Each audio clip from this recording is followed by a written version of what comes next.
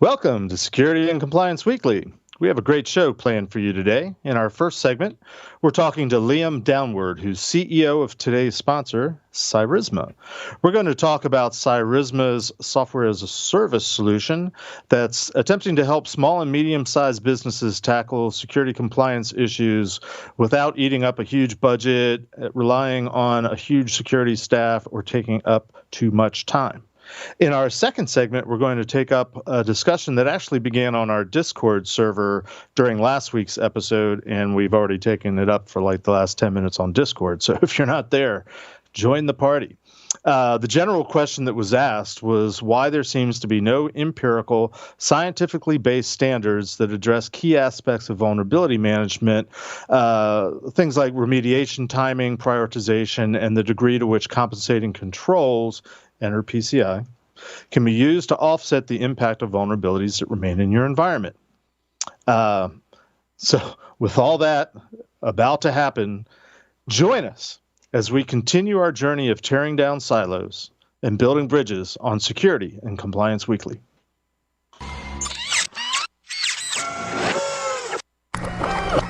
This is a Security Weekly production.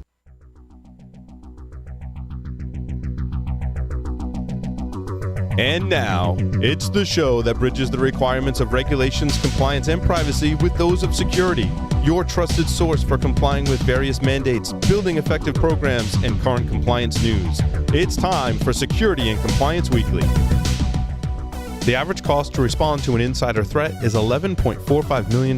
That's a lot of reasons why a functional insider threat program must be a core part of any modern cybersecurity strategy. To protect your organization's sensitive data and meet compliance requirements, you need controls in place to deter, detect, and disrupt insider threats. With ECRAN system, you can meet control requirements imposed by compliance mandates all within one insider threat management platform. Get your free 30-day trial at securityweekly.com/ECRAN. That's EKRAN, and fulfill your compliance requirements. It's the end of the quarter. You've got a mountain of compliance tasks to complete, daily requests from sales for security documentation, and an upcoming audit. You're waiting on evidence requests, and you can't find the policy you wrote last week. Compliance management is hard. Aptable Comply makes it simple. Comply is an end-to-end, purpose-built GRC platform to manage compliance. From automating evidence collection to integrating with your existing SaaS tools, Comply simplifies the hardest parts of managing compliance. Reduce manual processes and build trust with your customers. Visit securityweekly.com/Aptable to learn more. The question is simple. Have any of the systems on my network been compromised? The answer is harder than it should be. Enter AI Hunter. Active Countermeasures has automated and streamlined techniques used by the best pen testers and threat hunters in the industry to create AI Hunter, a network threat hunting solution that does the first pass of a hunt for you to identify systems that are most likely to be compromised and scores the results on a scale from 0 to 100. You can then research those systems in depth with AI Hunter. Focus your valuable time on the systems that need your expertise with AI Hunter. Sign up for a personal demo today at securityweekly.com/ACM. Welcome to episode number 45 of Security and Compliance Weekly, recorded on September 29th, 2020. I'm your host, Mr. Jeff Mann, and joining me today are my illustrious co-hosts, socially distant and a tad socially awkward, if I might add, Mr. Josh Marpet, Mr. Scott Lyons, and Mr. John Snyder, Esquire. Welcome, gentlemen. Hey, we're IT people. Of course we're socially awkward. Hey, it's a badge of honor. What can I say? It's a I'm thing. not socially awkward. Everybody else is just better. Hey, before we jump into it, I do have a few announcements. Would you like to have all of your favorite Security Weekly content at your fingertips? Do you want to hear from Sam and Andrea when we have upcoming webcasts and technical trainings? Do you have a question for one of our illustrious hosts, or Josh, someone from the Security Weekly team, or wish you could hang out with the Security Weekly crew and community? Subscribe on your favorite podcast catchers, sign up for our mailing list, or join our Discord server. I would have said and join our Discord server to stay in the loop on all things Security Weekly. You can start by visiting securityweekly.com/subscribe. Also, while you're there on our website, if you have specific guest or topic suggestions that you want us to cover on a future show, you can do so by going to securityweekly.com/guests and filling out the form. We review suggestions monthly, and we'll reach out to you once we've reviewed your request. Okay. Let's get into it. We are joined today by Liam Downward. Liam is the CEO of a company called CYRISMA, also one of our sponsors for today's show. I'll let Liam tell his own interesting story and journey of how he got to where he is today, running this company called CYRISMA. But first, Liam, welcome. Thank you. I'm looking forward to talking to you guys. Well, we're looking forward to talking to you. We had a good time on our prep call the other week. Yep. We like to start the show with asking our guests what we call the hot seat question. So let's get that out of the way right off the bat, and then I'll let you tell about yourself. So, Sure. With respect to security and compliance, we like to ask the question: where do you fall? Where do you stand on what we like to call the security versus compliance continuum? Well, that's actually a pretty good question. My whole career, I've been told up till about 5 years ago, it was told that compliance and security was a process, not a product. And over the last, say, probably 5 years, I've been thinking that it's a cross between product and policy and process. The reason why that is one of the things that you mentioned earlier in the prep talk is that compensating controls. So if we can't put a policy or process in place, what can we do to mitigate it by having a compensating control, which then you could use technology or a product to actually reduce that risk until you get your process in place. So I'm kind of like caught in between that realm in that kind of like mantra mindset.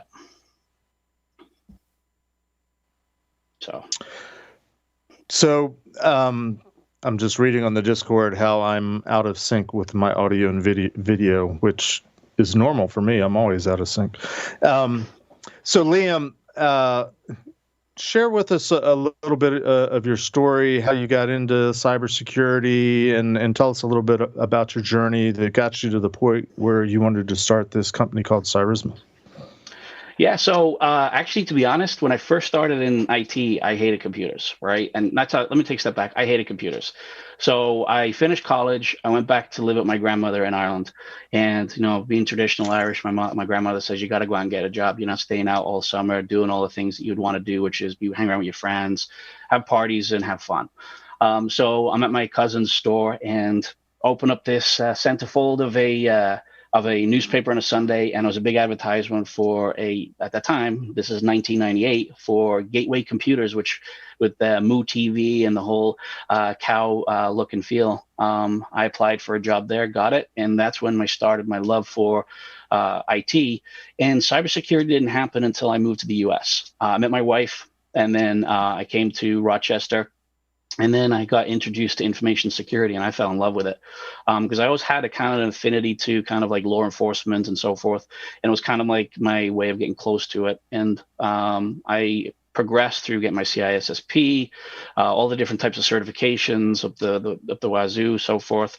And then I had an opportunity in 2005. Where'd you get the certifications? Where'd you get your certifications? Up your wazoo? That's right. I got so many you're of doing them. it wrong. I like they're coming It's out. only where the lemons go. Come on. So many CISSP, CISM, the whole gamut, right? So I've got them coming out of my ears. So I kind of took a step back and decided to go in and do consulting rather than doing security engineering. And I started loving the executive interaction and leadership thought process around, compliance around PCI, SOX, GLBA, and then at the time was SSAE 16, those type of pre-audits. And then I started a company in 2005 called Pervasive Solutions, primarily on security.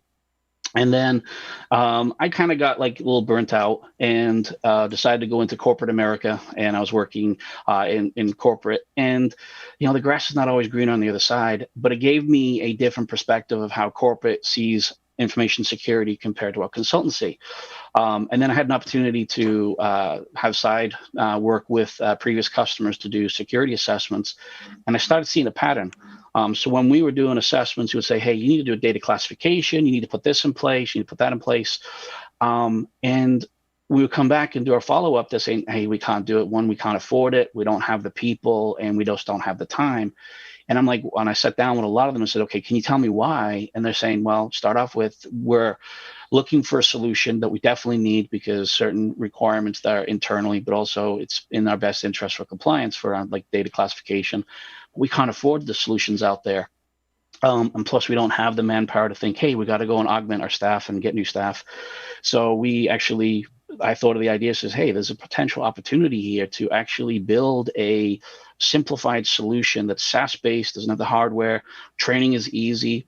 And then in 2018, we actually formed a company, which is originally called Data Spotlight. And then we started building for about the 14 months of the baseline of the software. And then we went live this year. And it's been an awesome ride to be able to have a solution that we take 10% of what everybody utilizes in other products and have incorporated that into an ecosystem. And the response that we're getting from people is that, hey, I can get this up and running in a couple of hours. It's very intuitive. It's very easy. And I don't feel overwhelmed with the whole shelfware concept of bringing some tactical security to their overall strategic aspect for compliance, whether it's around NIST, whether it's on PCI, whether it's HIPAA, and so forth. So it's been kind of exciting, right? Hey, I love a guest that brings up PCI. Yay! Yay! Drink! Sorry. Yeah, I'm putting it in front of me so people can see it. So in looking at your website, CYRISMA is obviously, well, it's all over your front page that you're about cybersecurity and you're talking about managing risk. I love it that you're talking about doing it for, small to mid-sized companies, or frankly, companies that just don't have the budget Correct. and the people and the time Correct. and the resources. For all your mention of managing cyber risk and so on and so forth, it does beg the question, and I love to level set when we have these conversations, but could you first give us a definition, and this is not a pop quiz, just wanting to know, how you define it, simply the word risk, and then overall, obviously, cyber risk. Yeah. So obviously there's we call it IT cybersecurity risk. Once we identify a risk, whether that is, we identify sensitive data that's in multiple different locations, whether that's in personal drives, in the cloud, and email. What do we want to do with that data? We don't want to have that large footprint. We want to consolidate that and have only what we need to be functional rather than having it where space is. So, and in what we thought was everybody is data. What we want to do is that everybody's focused on the defense in depth scenario. So what we want to do is to flip that and say, okay, let's focus on the data first. Find out where the risks are around data, who has access to it, as in, is there everyone access? Is there files in places where there shouldn't be? What kind of data should we have? That kind of thing. Then is that system that houses that data vulnerable from are they patching it and so forth? And are the patches being applied correctly? And then is it securely configured against security best practices, CIS, to now if you're government or DoD, DISA STIG. And then we wrap that up into say, hey, once we define these risks, then how do we track the mitigation? And that's where we bring in the level of accountability. So you can have your artifacts, or you can have some level of attestation to say that, hey, we found a risk over here of data sensitivity. We've assigned that to somebody. We've given them a time frame. We can track progress, and when we can actually have accountability, because then at that point we can roll that into risk grades. If they don't complete it, it affects your overall potential exposure and so forth. So we kind of started taking some of the tactical stuff and rolling that up into like a security scorecard so they can align that to levels of different compliance with the mitigation engine. I don't know about anybody else, and this is not meant to be a slam on you personally. It's just more of a statement about our industry as a whole. But when companies start talking about trying to take a new approach by focusing on data, I kind of scratched my head because, I started in this field almost 40 years ago, where it was all about the data. It happened to be protecting data as it was being transmitted primarily. I was involved in communication security, but I'm baffled at how sort of a fundamental principle of security, which is to quote the Ben Kingsley character in the 1992 movie Sneakers, it's all about the information. What's your take? How did that concept get lost in our community, in our industry? Why did so many other gee whiz bang things take over, and now we're coming back to, essentially the basics? You're offering a product that is helping people tackle the basics of security.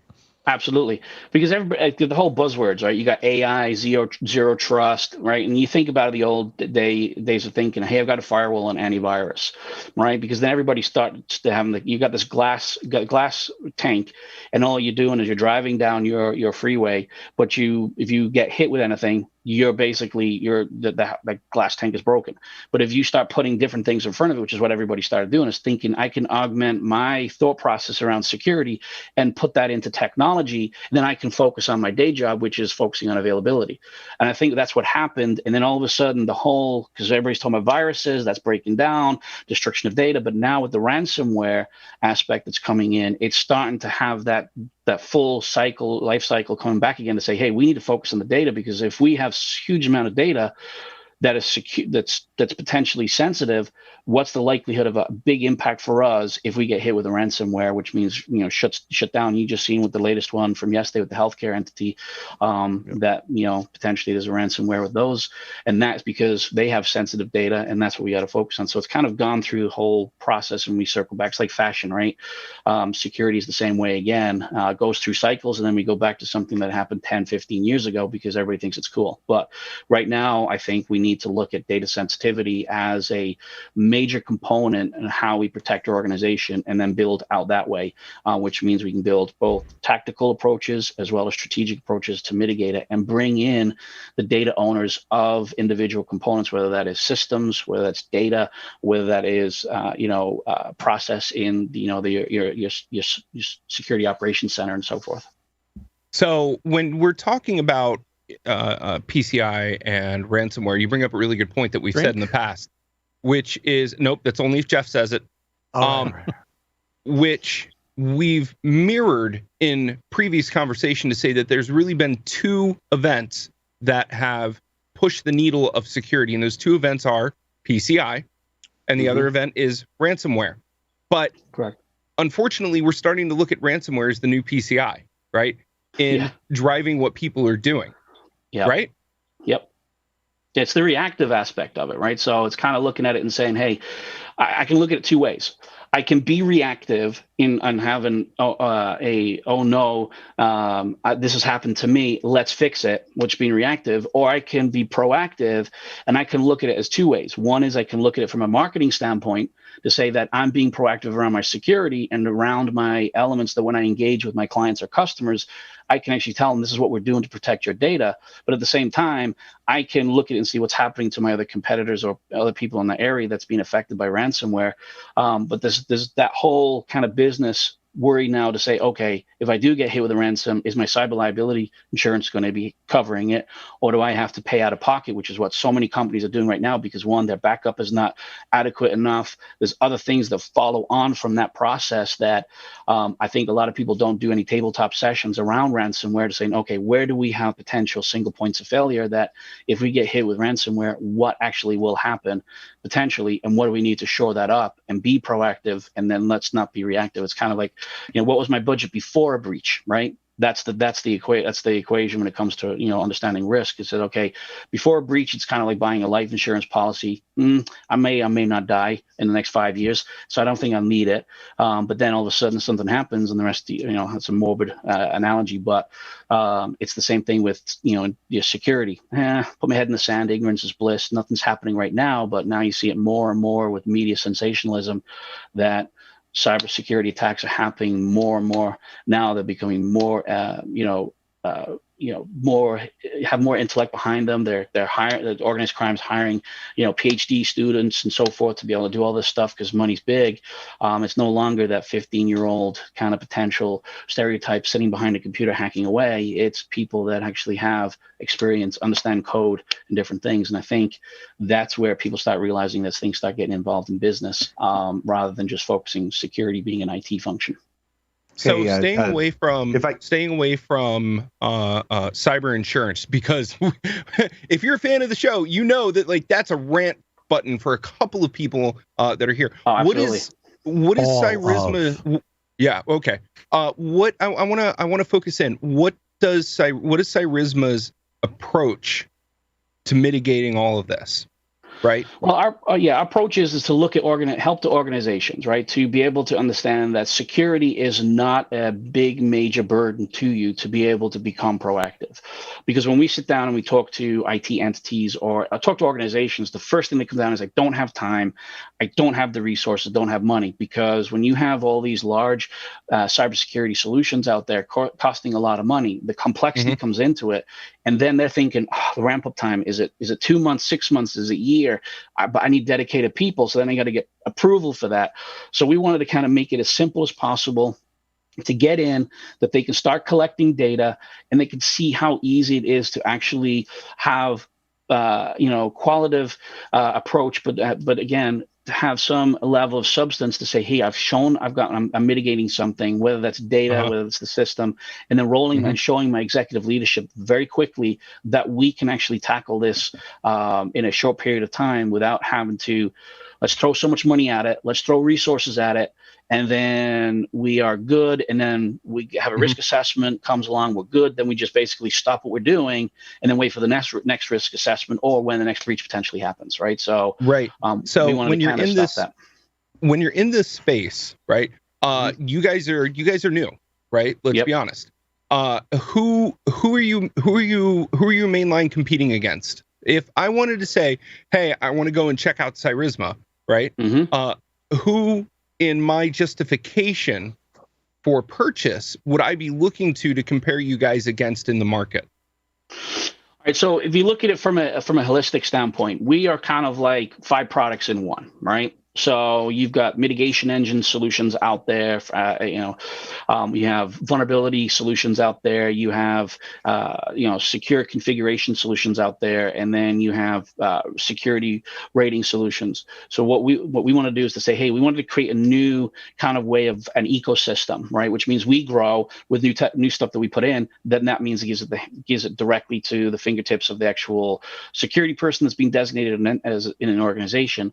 But ultimately, what we want to do is to kind of make it that they have one stop shop, right? Which basically gives them the basic tools that they need today and for the future to start the access of being proactive, right? Let's give you an example. Everybody talks about working with an MSSP, right? Most MSSPs will focus, not MSSP, sorry, MSP, I misspoke. They say that they do security, but what's the basis of their security? Firewall management, antivirus, and patch management. Right? Which in essence, most small to medium-sized companies thinking, hey, my IT service provider has provided me cybersecurity, capabilities, but really, are they looking at the bigger picture, right? Are you, where is your sensitive data? Who has access to it? Are your systems? If they know where it is. Detection control. What are your data protection controls? What are your data tagging, your data classification? Correct. Where are you sharing data from? Where are you sharing data to? Correct. I mean, just in the data realm. Just in the data realm, data, and where is it? Massive. Yeah, there's a massive amount of things that most MSSPs, and some of them, please don't take this as a general sort of declaration that MSSPs suck. Some of them are amazing. Oh, absolutely, but most of them are glorified MSPs who have taken some courses. And I'm not saying that's bad too. You've got to have your firewall taken care of. You've got to have your perimeter, such as it is these days, taken care of. Your cloud enclaves backed up and snapshotted. These things are necessary. Don't get me wrong. But the big problem is that is not the totality of security. No, it's not. And that's, absolutely. Sorry, I didn't mean to interrupt you there. No, go ahead. But you hit the nail on the head there, because that's one of the reasons why at the beginning of the year we were going direct, right? And I'll give you an example of what made us shift to go to start creating a channel and focusing our software to MSPs and MSSPs is because at the beginning we were going direct, and then we were everything was going great. Then the whole COVID scenario happened. But what we were hearing was, hey, we like your product. We want your product, but our powers to be are saying, hey, we can't bring any new vendors on. But let's go and have what you should have a conversation with is our MSP and our MSSP, because they're grandfathered in this whole process. So when we started looking at their solutions, we found that, especially in the MSP realm, there's over 44,000 MSPs in the US alone, and which equates to about 2.2 million organizations have their IT and cybersecurity under management from an MSP and or an MSSP. So when we started looking and evaluating it, that's that's where we started seeing some traction where, okay, people are starting to realize that, hey, they're asking a little bit more of their cybersecurity from their MSP, because they're seeing stuff in the newspaper, the continual breaches, especially when it affects them and they get a letter in the mail. Obviously, people will start becoming, desensitized to the whole thing. But if it happens to their business, then it's a different thing altogether. So now they're starting to ask more questions, and we're actually getting good traction and interaction with the MSP and MSSPs to wanting to look at what we're doing. And one of the key factors is not whether we do vulnerability or secure configuration. It is the focus around that we did around data sensitivity, and that's where they're focusing primarily on that, to say, hey, we're not doing that right now, or we have a tool, but it's not that great, but we definitely want to have a conversation with you. Let's do a test drive in some of our clients, and they're just the ease of what they see, of how point and click, and they get results, and then they can have actual live interaction with their clients about, here's the data, here's where it's located, here's the context, what do you want to do with the data? Encrypt, delete, change permissions, that kind of thing directly within our web interface, or assign that to them. And it's been nice, because it's nice to see your baby be actually appreciated, right, for what it does. But at the same time, we see that there's a value of why we created CYRISMA, not for the mere sake of, hey, we wanted to create a whole new disruption. We wanted to be able to say, hey, you know what? The backbone of the U.S. economy is the small to medium-sized business, and I think they get left behind when large organizations look for those big whales that can spend $300,000, $500,000, $1 million a year, but then you've got all these entities that get forgotten about, and I think that's where now organized crime goes to the path of least resistance, right? So that's where they'll start focusing on that. And if they get in there, there's a potential for them to have a connection to a bigger fish, and then the connectivity just goes from there. So it just allowed us to be able to say, hey, it's an opportunity for us to be able to give something to that market space, and then they can feel confident about it. So what you're saying is it's more of like a supply chain attack, because MSPs, MSSPs, they do all these great things for all of these businesses, right? But the margin of revenue for MSPs and MSSPs is so low that when they're adding new stuff to clients, it often, or to their services, it often knocks the CapEx, OpEx spend of the clients out of the water. So how do you help ease that pain? Well, right? The ease of the pain is that it's like you take, like most MSPs do a per user price, right, for their product or their services, doing it there, and they wrap that up with the CEO or the CFO, because they should have a cost of their employees, right, the cost per hour, cost per day, whatever, and you can compare and say, hey, if we did this, and this, but then if you tap on top of that, add on to that, and say, hey, I want to do cybersecurity, and here's the things that we can do for you. Now, whatever they charge, they can't hire a cybersecurity expert, whether that is a CISO level down to somebody that can actually also do some tactical security analytical to security engineering, for less than you can't hire anybody less than $70,000 in certain cases, or even more depending on if it's a VSO, you're $70,000 or more a year, those kind of things.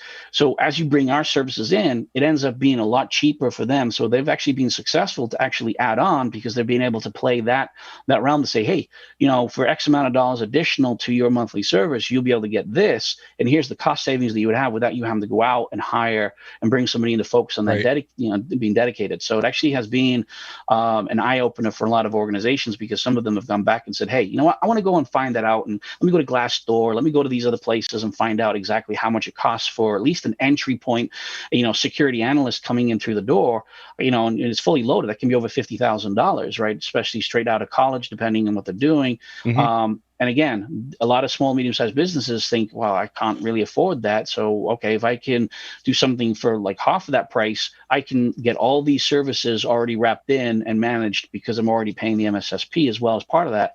So then in their mind, that's like a win-win scenario. And for us, it's a win-win, because we get the deal. So. And people at those levels, I want to add to what you're saying, people at those levels are charged with not only ensuring the cultivation inside of the business, but also ensuring that people are sticking to the process of how things are done, to the procedures that have been set up, right, for scale and growth and flexibility across the environment, right? How many? Let me ask you this. I want to switch gears just a little bit. How many times have you thrown this at somebody and gotten adverse feedback? I want to talk about the ugly for a second, right? Somebody that says, well, we're good, we don't need anything, right? You guys can't help us. Like, can you walk through like a scenario where somebody may have their thinking twisted in such an ergonomic fashion, for lack of better words? I know that's really bad terminology, but they're so twisted with their thinking about their environment that they can't see the forest through the trees. Can you walk through that? Yeah, absolutely. We get that a lot during the time of conversations with people. Says, "Hey, we're great." We're like, "Okay, what are you doing that's great?" That's one of the first questions that we ask them, and they'll say, "Oh, well, we've got this in place. We've got a process around here." And it's okay. How many hours are you actually spending doing that? Now, think about it. You may have 5 security systems in place, from a vulnerability management solution to a patch management solution, this solution, that solution. Now, how many hours are you spending that you are being designated the security person after hours to correlate all that information to come up with a mitigation plan? And then as soon as we go down that path, they start thinking, and they pause, and they're thinking, and they go, hang on a second, can we go back to what CYRISMA does? Because you're telling me I can save time and money because, okay, but I'm coming up for this change or that new, and I got this meeting. So I'm going to spend another 20 hours on top of what I'm already doing after hours to be able to take all that data. So we kind of ask them more pointed questions at that point, saying, hey, how much time are you spending? Like, you got a meeting next month with your leadership. How many hours do you have to spend to get all the information to put into a nice PowerPoint presentation to say, well, you got this information, here's a trend, here's a risk. And in most cases, they'll say we'll spend 20 to 30 hours just collecting and correlating that information to boil it down. And what's your hourly rate? Exactly. And then whatever your hourly rate is, then you're on top of that. So then it starts asking the questions. And then it's kind of like, okay, hang on a second. So what is CYRISMA going to do for me? How's it going to help me? Well, we go down the path and say, hey, how about if we just show you a quick visual of our dashboard that you can actually sit right there in the first 2 minutes, actually present that, and you don't have to collect any data when you're presenting. So you can actually continue doing your job right up to the moment of you actually going into that room, you log in, and there's your dashboard, and you can actually have a conversation with your executives right away. And that right there is a totally different conversation. For most people. Other people, yes, they will be staunch because they don't like change, and they're used to what they're doing because they built up a process that's now ingrained in a lot of people. So it becomes a cultural change. But again, over time, those things will start changing as we start building relationships with people that are in the lower in the totem pole, and as it goes up, we'll just chip it away at it. But right now, we just have those. When we have those hard conversations, we just flip it and say, okay, how many hours are you spending? Who are you engaging with? Are you working, a full 40 hours? Are you working more than 40 hours, right? What are you spending the time additionally? So, those kind of things. We kind of make it more like personal aspect around it, because people don't realize that, hey, if I do my IT and I have the security hat, availability always comes first, but then the confidentiality and the integrity gets thrown to the wayside. But I have to think that the afterthought, because I have to meet level of compliance. Then I have to go this 1,000-mile way around instead of just taking that 1 mile shortcut, right? Which is what we willing to provide to them. Liam, that sounds really great. I wish we could continue talking, but alas, our time is up.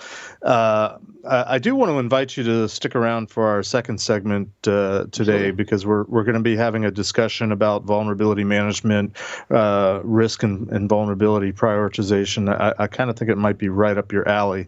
So please, feel free to stick around with us. Hang out in the Discord server. For our listeners, if you want to learn more about CYRISMA, you can visit securityweekly.com/CYRISMA. While you're there, you can even sign up for a 7-day evaluation test drive of their SaaS solution. That's going to wrap us for episode 1. We're going to take a quick break and come back and talk vulnerability management.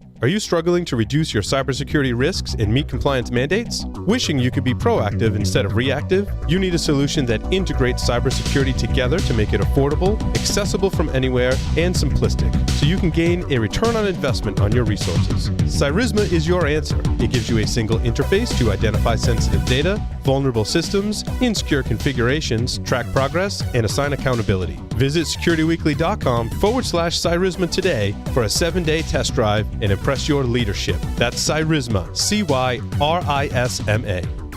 RSA offers business-driven security solutions that provide organizations with a unified approach to managing digital risk and designed to effectively detect and respond to advanced attacks, manage user access control, and reduce business risk, fraud, and cybercrime. For a limited time, get mobile multi-factor authentication from RSA Secure ID Access for free to help secure your remote or dynamic workforce long-term. Leverage push notification, biometric, and one-time password authenticators to secure access to your cloud applications, on-premises systems, legacy systems, privileged accounts, and more at no cost for 6 months. For more information, visit securityweekly.com/RSA Security.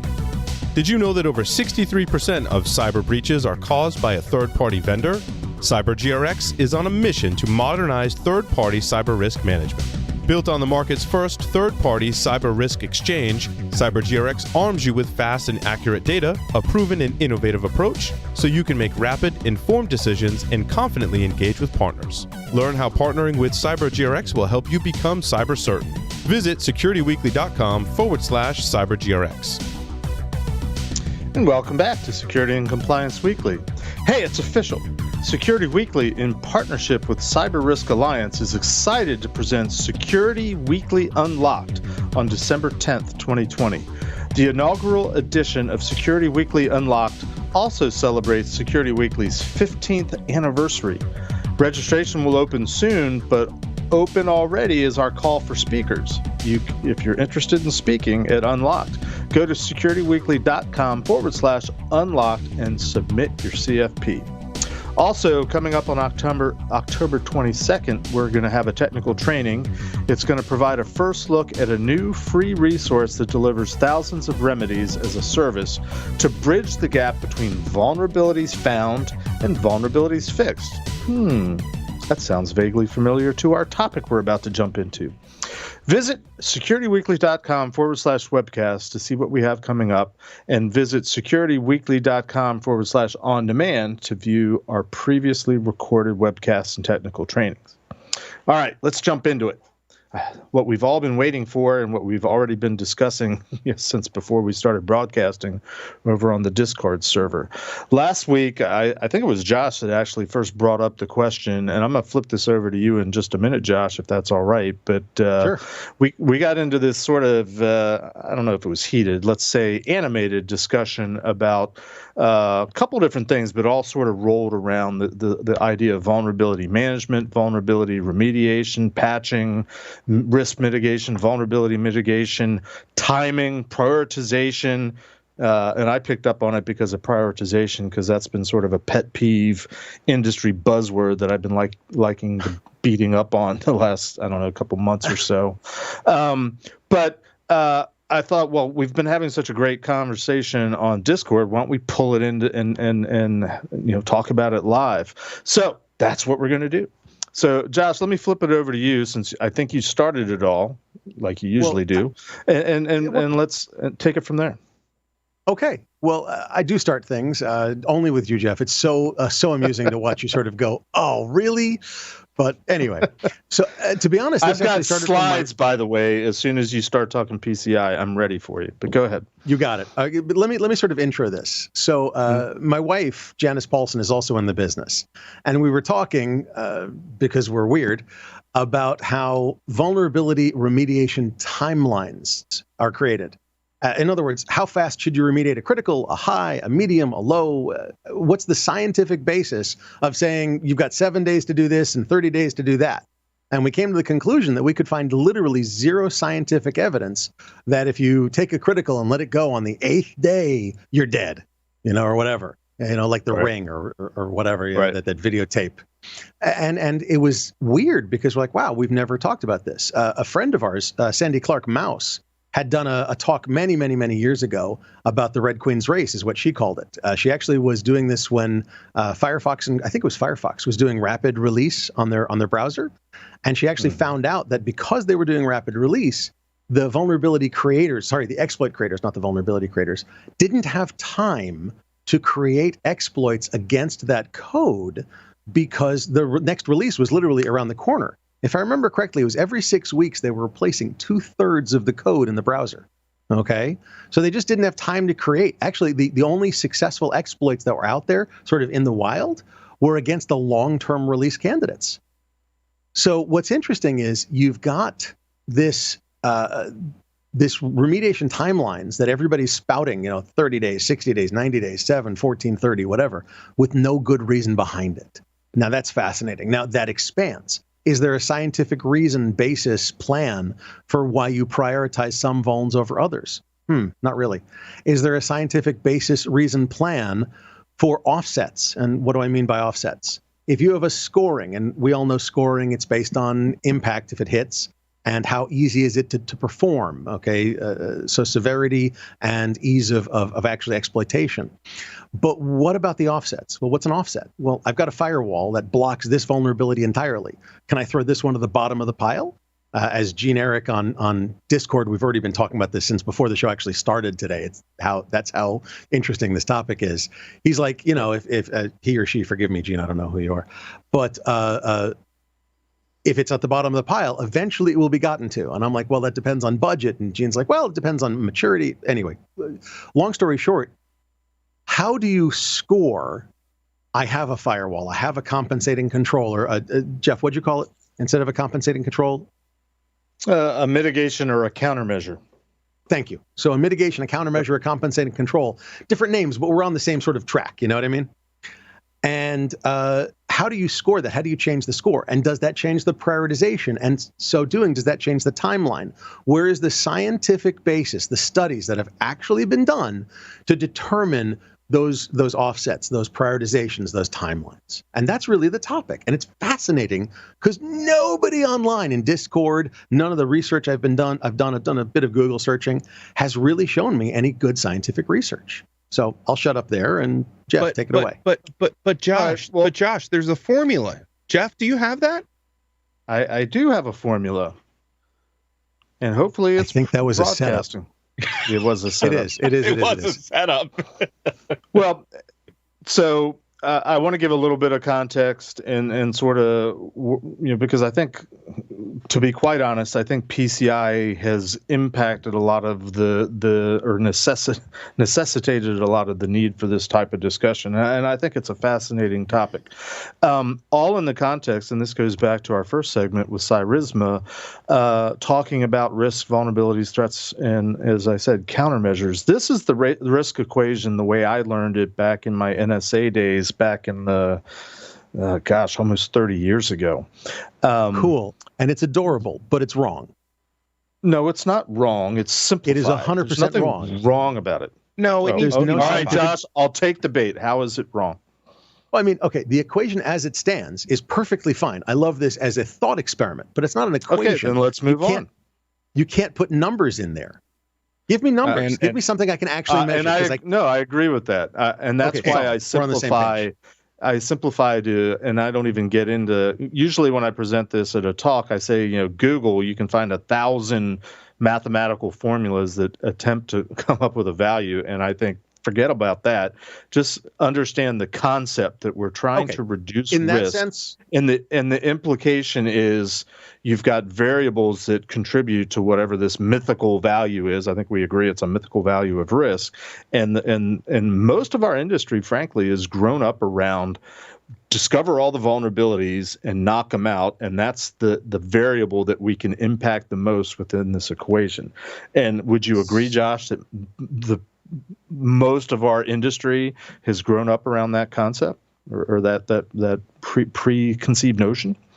No, we're on the same page here. Absolutely. Okay. Yeah. Okay. This is a fascinating thing because if we can't quantify it, can we actually talk about it intelligibly? So the equation that we're talking about, for those of you who can't see what we're referencing, is risk equals vulnerabilities plus threats minus countermeasures. In my own humble opinion, there are two major factors that are missing out of this equation that should invalidate a lot of what we know. And the two factors are money and time. Whether they're a multiplier or divider. And I'm not a mathematician, but there's certainly something that should be added to the equation. And I even hesitate to use, I use the simplest math available, and I usually describe that risk is a function of all your vulnerabilities and all your threats, hopefully reduced by something that I was classically trained as being countermeasures, but you could substitute mitigation, remediation, even security. I mean, because this is what we're all about, and the idea of security isn't even in here. But I suggest that security is what we do to try to reduce vulnerabilities, reduce threats, so that our overall risk is lowered. So realistically, it should be risk as a function of security, right? Instead of just saying risk equals this. Yeah, it's a function of all these things, not just security. It's a function of all these things, not an equals. And that's where the math begins to get derailed, which is why I agree with Josh that trying to put value on this. But let me paint another small context in why I think PCI impacts this. And that's because hopefully my screen will advance. There we go. Yeah, you got it. In the PCI world, for those companies that have to do PCI, there's various activities that refer to vulnerabilities and remediation. There's internal vulnerability scanning, external vulnerability scanning, penetration testing, and web application testing. So from the bottom up, web application testing, you get the check, you're compliant if you've addressed everything that shows up in the OWASP POP 10 at a minimum. And effectively at a minimum means that's all people look at. Just bear with me. Penetration testing perspective, we've already discussed this on the Discord channel. It's supposed to be all the exploitable vulnerabilities, correct them, mitigate them, address them, you pass the pen test.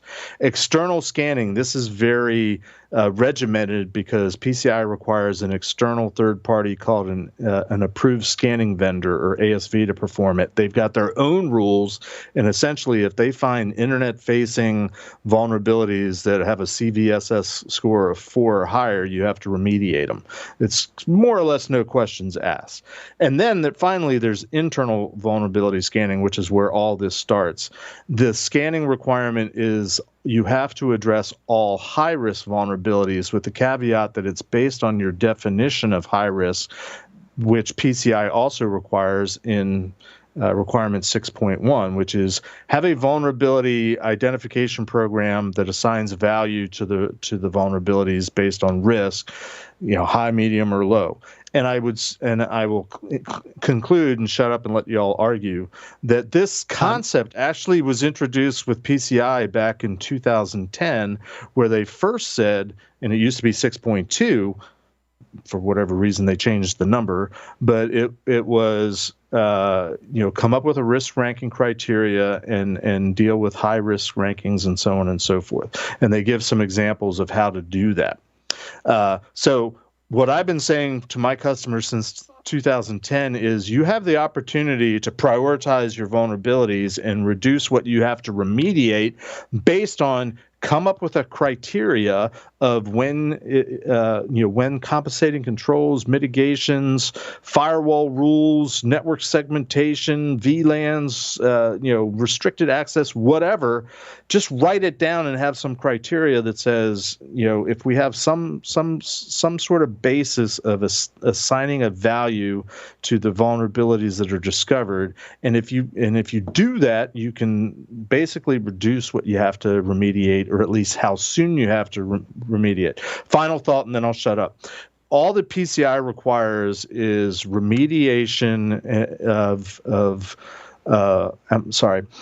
it requires installation of patches or fixes for any critical security vulnerabilities within 30 days of release or disclosure of the vulnerability.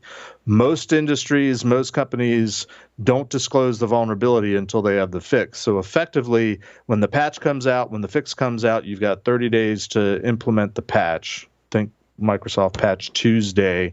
That's where the 30-day concept comes in from a PCI perspective. Beyond that, there is no timing in PCI in reference to vulnerability remediation or mitigation. I'll shut up now. Take it away, Josh and others. We've had 8 PCIs so far, Jeff. Can you back up a couple of slides? Yeah, I need to criteria go over something. One. Yeah, perfect. Stop right there. Yep. Okay, I want to say a couple of things. Number one, by the way, your points about PCI are well met. The ideas and ideals that they put in here was actually brilliant. And I'm going to say that right off the bat. Absolutely brilliant, okay? But the problems that they're running into are, A, there are things that are not measured, okay, that are not listed, rated, whatever, okay? They don't have CVSS scores because, A, they're either too new, which you do address in a later slide, or they just simply haven't been measured appropriately. Secondly, all exploitable vulnerabilities are corrected. Yeah, that's interesting. I love the word corrected. I need that defined because correction can be a mitigation or countermeasure, whatever you want to call it. Correction can be a root cause analysis. And how many companies have had exploitable vulnerabilities, we'll take it at face value for a moment, that they haven't corrected and have just taken the fines? And the answer is greater than 0, to be very clear. And taking the fines for very, very, very long periods of time. Also, OWASP top 10. While I have great respect for OWASP, Kevin Johnson's a good friend. He runs Secure Ideas down in Florida, and he runs the OWASP Jacksonville. I talk to him all the time about it. And he tells me that the OWASP top 10, was designed in a way that was great. And I say, yeah, 10 years ago, 15 years ago. Right. It's more complex than that now. So it's difficult. My point is that the measurement of these things, while I'm arguing with Gene, not arguing, I'm discussing with Gene Eric online on the Discord and Dimitri and a couple of others about how the math for a corporation should be simple, okay? Because it has to be for usage. We cannot use unclear terminology. High risk, well, is that highs and criticals? Is that... we have to be very precise in what we say, okay?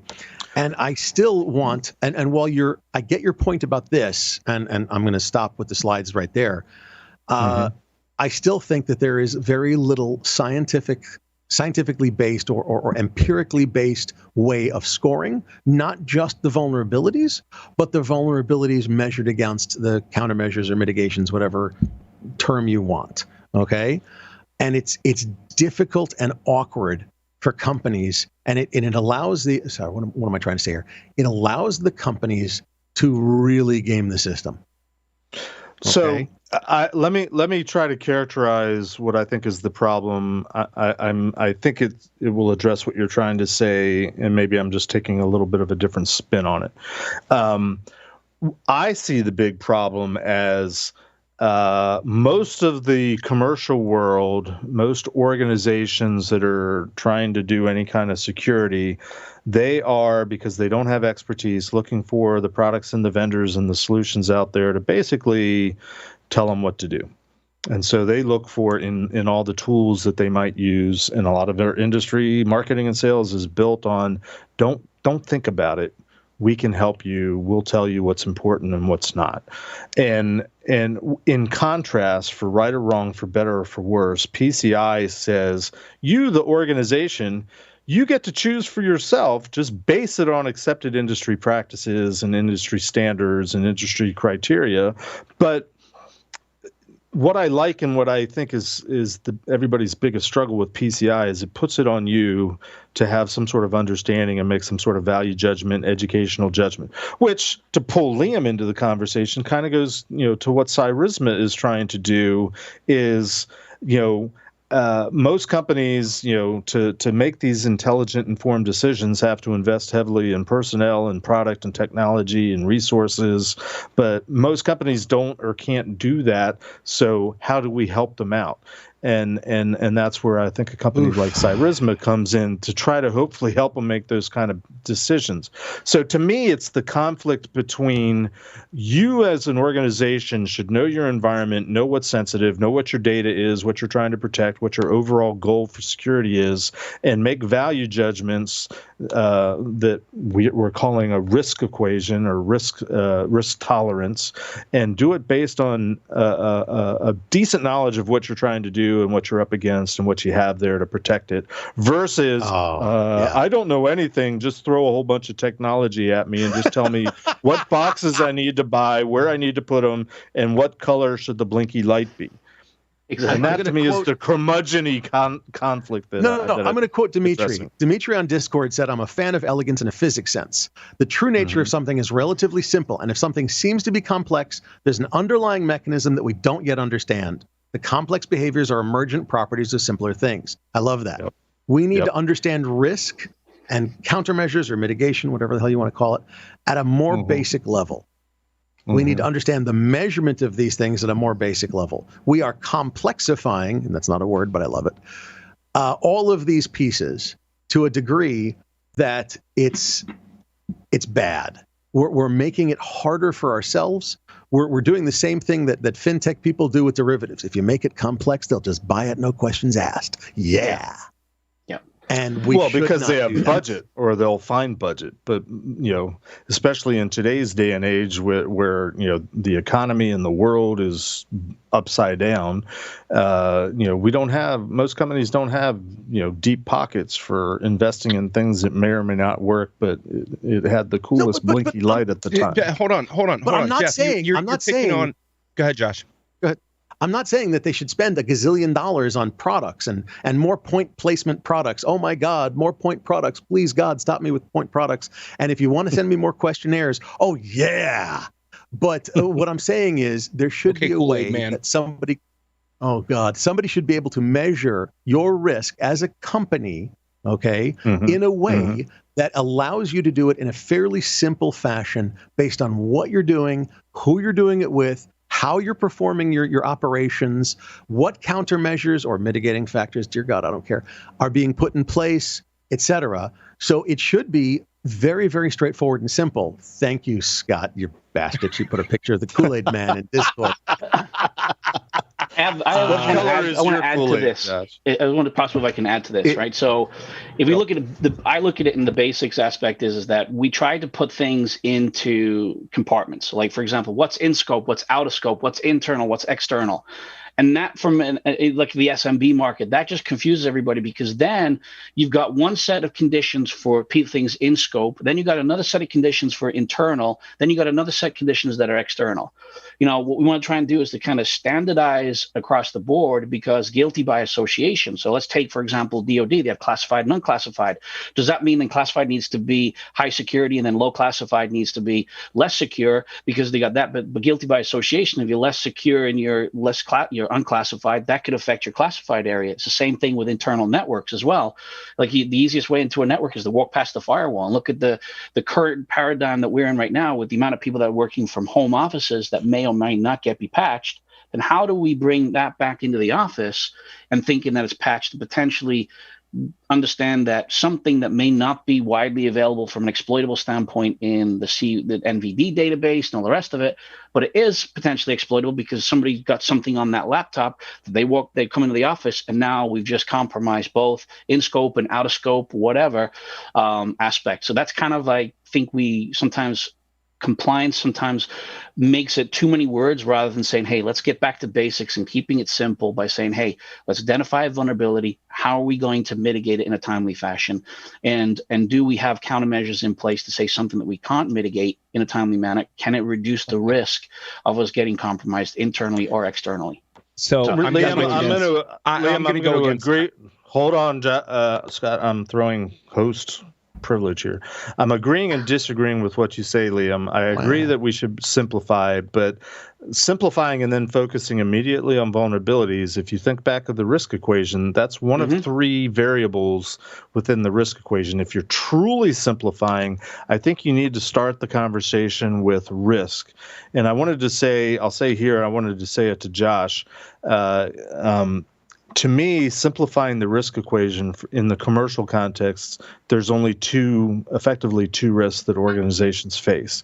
The risk of being able to generate revenue and how much is it going to cost to operate the business. Those are the highest level, the two risks. Everything else we talk about bubbles up to the impact of one of those two items, I submit to you. So in terms of simplifying, to your point, Liam, I think everything needs to be discussed within the filter or the context of how is this, which is where the money comes in. Mm-hmm. How does this impact the bottom line? How does this impact our ability to generate revenue? Scott. So I'm gonna go against everything y'all have said. And I'm gonna knock you offline. Go ahead. No. You can totally knock me offline. That's fine. I mean, if. Say it. Jeff, why'd you do that to me? There's really something key here that you touched on, Jeff, but it hasn't been brought to light. There are two houses that we're dealing with, whether you're government or you're enterprise, and that is those who are above the poverty line and those who are below the poverty line. What is government being above or below? Yes, actually, because DoD makes more than HHS. Yep. Right. Or FEMA or whatever. Right. You get what I'm saying, right? I may not have that correct. You can totally tell me later. That's fine. But what is the acceptable amount of risk versus how many resources are you trying to put at it? Are you above the cyber poverty line or are you below it? Who are you asking? All four of you. Okay. That I think that's subjective because everybody's operating with a different budget and they have a different budget toleration threshold, not risk tolerance, but money tolerance, if you will. Well, I guess I would jump in and say that when something bad happens, when a breach occurs, the question then becomes, did you take reasonable steps to protect the data? And I think reasonable probably exists on a sliding scale, depending on who you are. So if you're a startup company, you're going to not be expected to have the same level as the Department of Defense. Agreed. Yeah. Hey, John, while you're talking, there was actually a question that came up in the Discord server for you. DMZ is curious what you think about the whole idea of setting the level yourself in terms of organizations defining their own risk levels, risk tolerance levels. And is there a legal liability of not setting it right or making it easier for yourself? As Josh puts it, gaming the system. Your thoughts? Okay, so you mean here's three different levels with different, costs and different practices, but my high is Josh's, medium is Scott's, low, and it's informational for Liam. Yeah, well, I think that God, that would give me heartburn just because I would hate to be a company that said, okay, I'm going to be level 1 or level 2 rather than level 3. Because therein you're admitting that you're not doing everything you can, and you're making an organizational decision to be less secure than you otherwise might. I'd have to give a lot of thought to that, but my first instinct is I don't love it. Well, is there, from a legal perspective, is there latitude given that, as Josh is complaining, there is no standard, there is no empirical scientific bar that's been set for this concept of evaluating, the risk ranking or the criticality of vulnerabilities? It's partly a problem with the way the law works because, when you talk about liability, you always come back to the standard of negligence, or a reasonable person standard, and it's really binary, right? Either you're negligent or you are not negligent.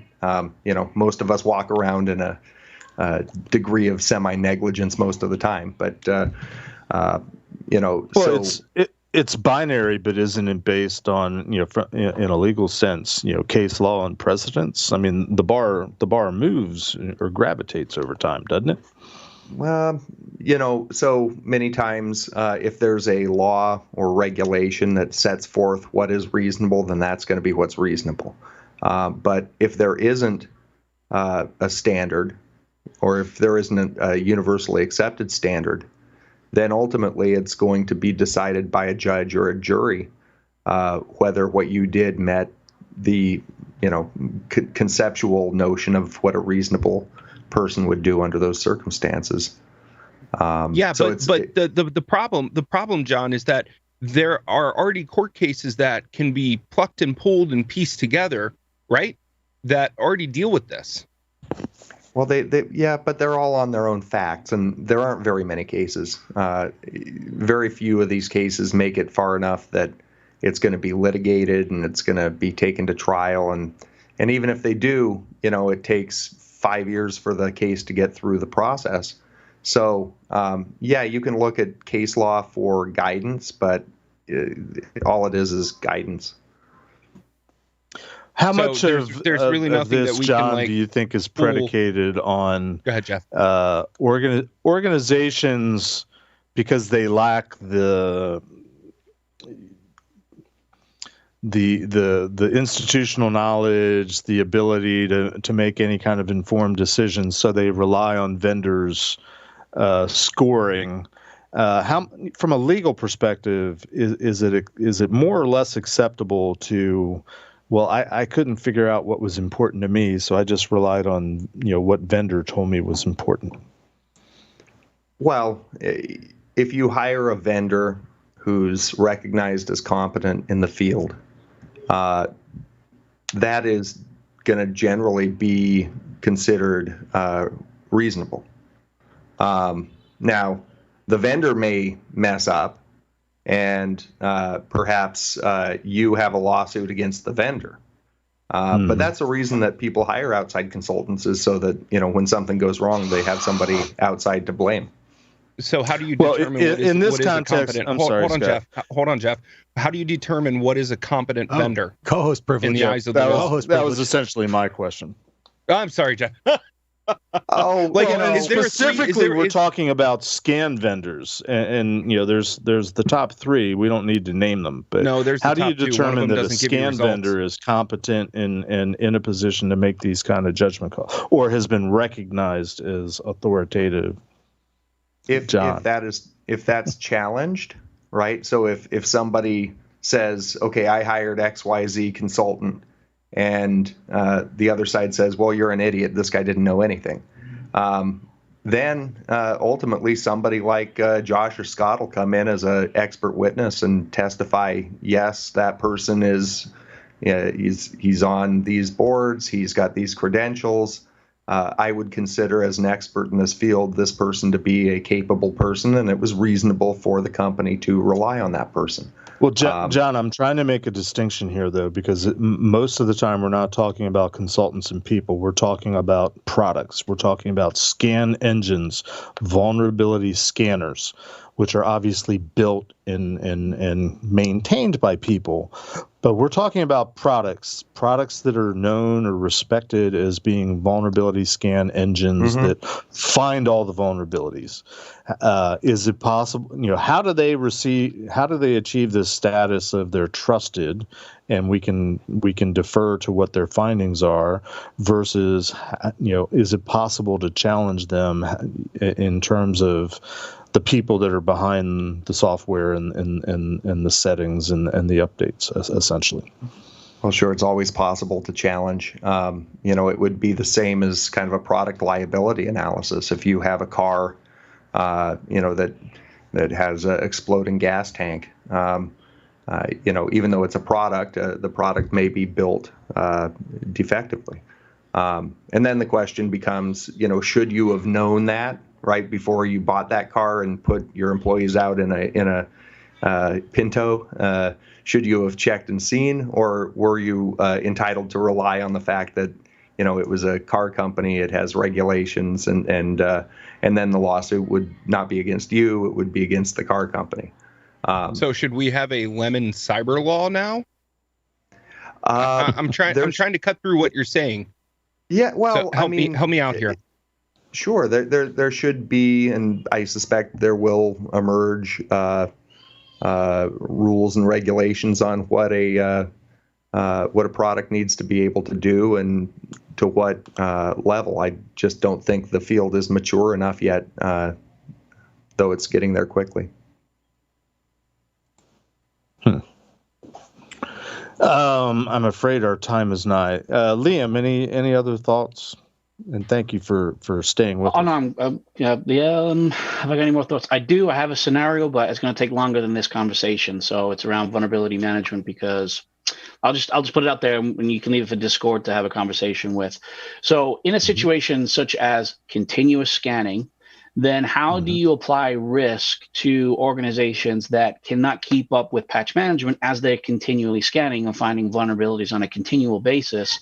Then how do we then mitigate and put into context risk around that? Because I find that a little information overload, and then what happens is you get the stale effect of shelfware reports and shelfware things that mitigation doesn't happen as they expect it to do. So that's a question I want to put out there to everybody. Say, what in that situation does that risk calculation come into it when you have continuous scanning? And is that great for organization? Is it impactful? And what value does it bring? I will respond quickly to that question, and in so close this segment. At a high level, if you think back to the risk equation with the three variables, which are vulnerabilities, threats, and countermeasures, my supposition is that we as an industry and as organizations that look to our industry to solve the security problems, so we don't have to think about it because it's too painful and it's too complex, yada, yada, yada. I think we've inordinately focused on one element of the equation, which is the vulnerabilities, much more so than threats, which I think people don't touch threats because, well, they're out there and they happen. They're more or less a constant. I would submit that vulnerabilities, given that we're 30-some years into this and, there's god-awful vulnerabilities, in terms of quantities, there's so many vulnerabilities that are continuing to be discovered. I would submit to you that we've paid too much attention to the vulnerability variable. Which is more or less a constant. They're always there. The threat is always there. What we haven't focused on, and what I submit as a rhetorical question is, if it's not about vulnerability and vulnerability remediation and management, if it's not about threat analysis, threat detection, if it's that third element, which is countermeasures, what's left? What is there left to do that doesn't have to do with vulnerabilities and threats, but is designed in terms of a risk equation to lower risk? What is this thing we call countermeasure? I suggest that maybe that's what security in essence is all about, but what is it? I will drop that rhetorical, curmudgeon-y, philosophical bomb on everyone.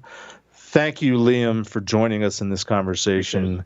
As we suspected on Discord early on, we didn't answer the question. We didn't come to a conclusion, but that's the nature of security after all. That's why we have jobs. Thanks everyone for joining us. Stay tuned next week. We're going to have a compliance discussion. Next week is actually our first anniversary, so I suspect we're gonna take some time to reflect back, maybe look forward. We invite interaction on Discord, or go to securityweekly.com/ whatever the thing is for the fill out the guest form. If you have ideas of what you want us to talk about, we will gladly embrace them and bring them up on the show next week as we celebrate our first anniversary of Security Compliance Weekly. Thanks to my co-hosts. Go out, be secure, be compliant, manage your risk, tolerate your risk, whatever that means. We're out.